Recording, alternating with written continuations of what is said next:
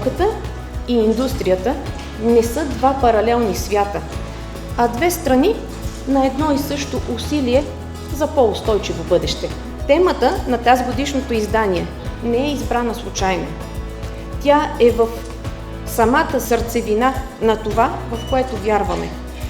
Защото истинската стойност на едно научно откритие се измерва не само с публикациите, които го описват, а с реалния му път до практиката. This center actively develops partnerships with a range of Swiss clean tech actors, both from the private and public sectors, and the robust presence today of Swiss participants who have traveled all the way from Switzerland to be with us today is proof of that.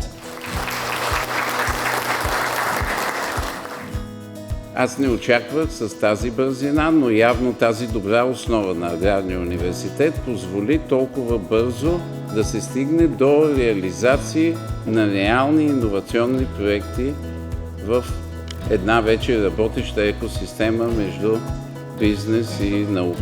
We have the same mission. We don't give up, and this is very important. Unfortunately, we don't have enough people not to give up their dream and to perceive change.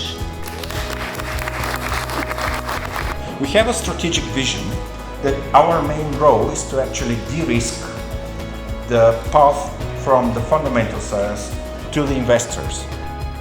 If you want to organize results, you need to define roles. Имаме идея Америка за България да подпомогне обмена на знания. To be transferred to the business. Така че тези знания и умения, които се създават този център да бъдат предадени на бизнеса.